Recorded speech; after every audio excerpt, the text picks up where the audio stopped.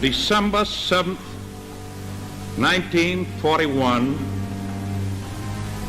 a date which will live in infamy. Em 26 de julho de 1945, os aliados pediram a rendição incondicional do Império do Japão. O ultimato afirmava que, se o Japão não se rendesse, enfrentaria prontamente uma destruição total. O governo japonês ignorou o ultimato. Naquele verão, o projeto Manhattan dos aliados teve sucesso em desenvolver dois tipos de bombas atômicas, a Little Boy, baseada em urânio, e a Fat Man, baseada em plutônio. A missão ultra-secreta para lançar a primeira bomba atômica envolveu 6 bombardeiros B-29, indo em direção a Hiroshima. O Enola Gay carregou a bomba, enquanto o Great Ariste foi encarregado para realizar as medições da explosão. Um terceiro avião, ironicamente chamado Necessary Evil, foi designado para tirar fotografias, enquanto os outros voavam aproximadamente 1 hora à frente para atuar como batedores meteorológicos. Às 8h15 do dia 6 de agosto, Hiroshima viu o Enola Gay liberar a Little Boy. Enquanto a bomba descia de uma altitude de 9,4 km, detonou a 580 metros acima de Hiroshima, liberando uma energia equivalente a 15 quilotons de TNT. Uma explosão de 1 quiloton é equivalente a detonar 1.000 toneladas de TNT. Então, isso foi equivalente a 15.000 toneladas de TNT. A explosão devastou tudo dentro de um raio de 1,6 km, com incêndios se espalhando por 11 km².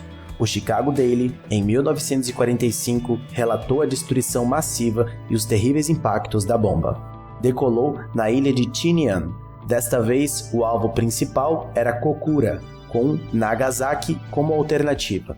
O plano era quase idêntico. A missão Hiroshima, com Bockscar, sendo acompanhado pelos outros B-29, encarregados de uma instrumentação e suporte fotográfico na missão.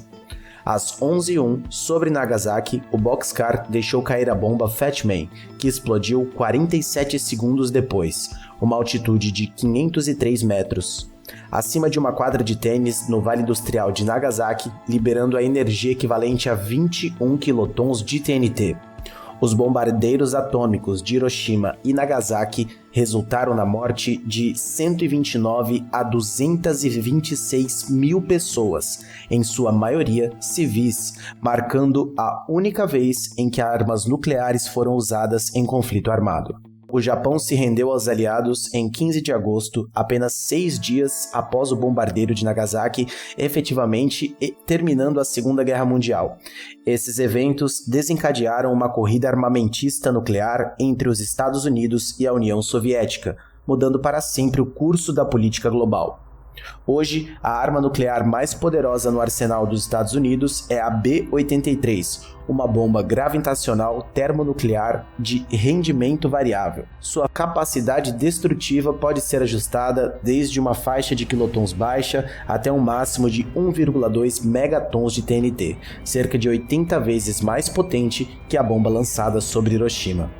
A B-83 foi a primeira arma nuclear americana projetada especificamente para evitar detonações acidentais, incorporando explosivos insensíveis em seu sistema de lente de gatilho para maior segurança. Essa bomba também é considerada para aplicações como o Projeto Buster, um penetrador nuclear robusto projetado para atingir alvos subterrâneos. O design da B-83 também foi explorado para uso em potencial estratégia de evitação de impacto de asteroides, envolvendo a implantação de 6 dessas ogivas, cada uma ajustada para rendimento máximo de 1,2 megatons, em veículos espaciais encarregados de alternar a trajetória de qualquer asteroide que representasse uma ameaça significativa à Terra.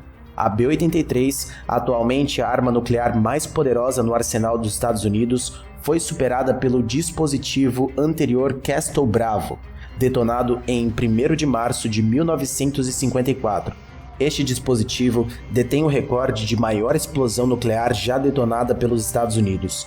A bola de fogo gerada pela explosão tinha mais de 7 km de largura e atingiu temperaturas mais quentes que o núcleo do Sol, aproximadamente 100 milhões de graus Celsius. O dispositivo Castle Bravo foi envolto em um cilindro pesando 10.700 kg e medindo 137 centímetros de diâmetro, sendo uma bomba atômica impulsionada por gás de deutério-trítio, desenvolvida pelo laboratório Los Alamos. Após a detonação, Bravo criou uma bola de fogo com quase 7,2 km de diâmetro em segundos, visível a mais de 400 km de distância. A explosão escavou uma cratera de 2.000 metros de diâmetro e 76 metros de profundidade. A nuvem, em forma de cogumelo, subia a uma altura de 14 km e uma largura de 11 km em um único minuto, atingindo 40 km de altura e 100 km de largura em menos de 10 minutos, expandindo-se a velocidades superiores a 580 km por hora. A extensa explosão contaminou mais de 18.000 quilômetros do Oceano Pacífico. A explosão de Castle Bravo rendeu 15 megatons de TNT, equivalente a 1000 vezes o poder da bomba de Hiroshima. A explosão foi tão intensa que tornou os ossos de indivíduos próximos visíveis através de sua carne e pele. Inicialmente previsto para render cerca de 6 megatons, uma produção real de 15 megatons foi muito maior do que o esperado, tornando Castle Bravo a sexta maior explosão nuclear da história mundial. A ignição do fogo nuclear desencadeou uma competição acirrada pela supremacia na guerra nuclear, principalmente entre Estados Unidos e União Soviética e seus respectivos aliados durante a Guerra Fria. Antes do primeiro uso de arma nuclear contra o Japão, cientistas soviéticos já estavam explorando o potencial de armas nucleares e conduzindo suas próprias pesquisas no campo. Oficialmente, a União Soviética desconhecia o Projeto Manhattan até 24 de julho de 1945, quando o presidente dos Estados Unidos, Harry Truman, informou Stalin na Conferência de Potsdam. Isso foi apenas 8 dias após a detonação bem-sucedida da primeira arma nuclear. Apesar de sua aliança durante a guerra, os Estados Unidos e a Grã-Bretanha hesitaram em compartilhar detalhes do Projeto Manhattan com os soviéticos, temendo que o conhecimento do projeto pudesse alcançar os espiões alemães. Além disso, havia a preocupação de que os soviéticos, como aliado, exigiriam detalhes técnicos da arma.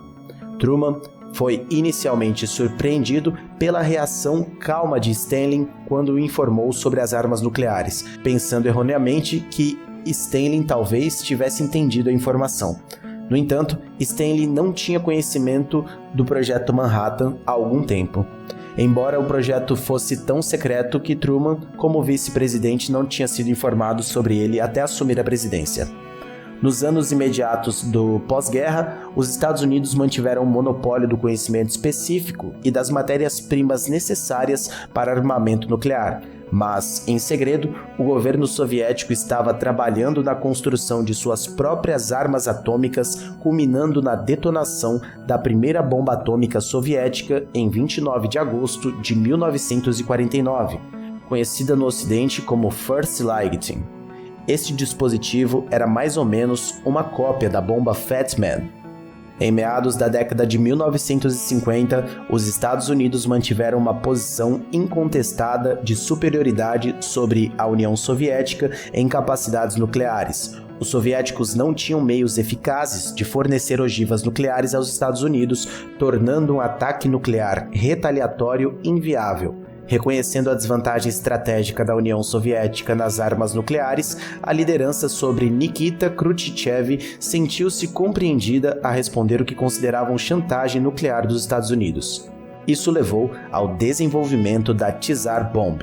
Originalmente, a Tsar Bomb era projetada como uma bomba de hidrogênio de 3 estágios, com um rendimento potencial de aproximadamente 100 megatons de TNT, aproximadamente 6.666 vezes o poder da bomba de Hiroshima. No entanto, pensava-se que isso seria o resultado da precipitação nuclear excessiva, e a aeronave que entregaria a bomba não teria tempo suficiente para escapar da explosão. Para reduzir a precipitação, os designers substituíram o urânio 238 da camada de fusão do terceiro estágio e provavelmente do segundo por uma camada de chumbo. Essa modificação impediu a rápida captura de nêutrons de estágio de fusão, garantindo que cerca de 97% do rendimento total da bomba resultasse na fusão termonuclear sozinha. Isso fez Tsar Bomb uma das bombas nucleares mais limpas já criadas, produzindo relativamente pouca precipitação em comparação com seu imenso rendimento. Isso foi crucial, pois qualquer precipitação afetaria provavelmente áreas povoadas dentro do território soviético. Nikita Khrushchev, do Partido Comunista, anunciou publicamente o próximo teste de uma bomba de 50 megatons durante o 22º Congresso do Partido Comunista de 17 de outubro de 1961. Antes da declaração formal, ele havia mencionado casualmente a bomba para um político americano, o que levou à sua divulgação prematura no New York Times em 8 de setembro de 1961. A aeronave Tupolev Tu-95, encarregada de carregar a imensa bomba Tsar, partiu do aeródromo de Olenia e seguiu para o local de testes estadual do Ministério de Defesa da União Soviética em Novaya Zemlya, tripulada por uma equipe de 9 pessoas. Acompanhando o Tu-95 estava uma aeronave Tupolev Tu-16, equipada para monitorar o teste. Ambos os aviões foram revestidos com uma tinta reflexiva especial para reduzir os danos causados pelo calor da explosão. Apesar das preocupações, as tripulações de ambas as aeronaves foram informadas que a chance de sobrevivência ao teste era de apenas 50%. A bomba, pesando 30 toneladas e medindo 2,1 metros de diâmetro, era tão grande que a aeronave teve que remover suas portas de bombardeiro e tanques de combustível da fuselagem. Um paraquedas de 800 quilos, cobrindo uma área de 1.600 metros quadrados, foi anexado à bomba. Esse paraquedas foi crucial, pois permitiu que a bomba retardasse sua descida, dando tempo suficiente para que a aeronave de liberação e a de observação se distanciassem cerca de 45 km do ponto zero, aumentando assim suas chances de sobrevivência para 50%.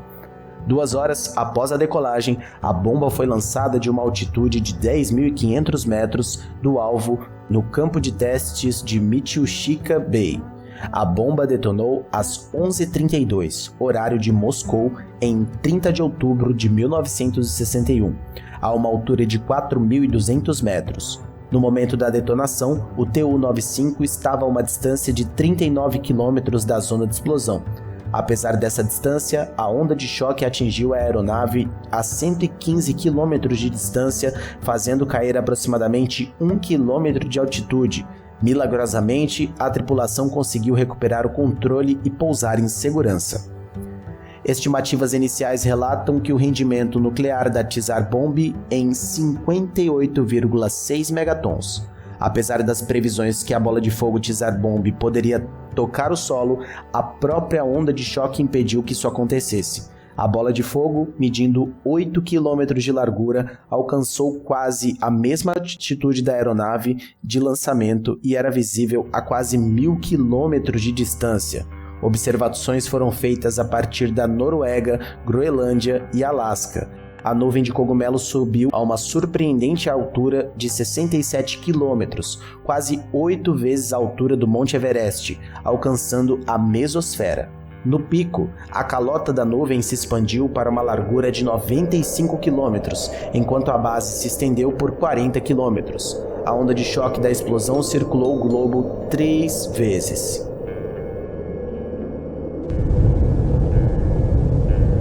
A Tsar Bomb continua sendo o dispositivo fisicamente mais poderoso de todos os tempos detonados na Terra, marcando o teste de bomba nuclear mais poderoso e a explosão provocada pelo homem na história. No entanto, a Tsar Bomb nunca foi conhecida como uma arma prática, uma demonstração singular destinada a exercer pressão psicológica sobre os Estados Unidos.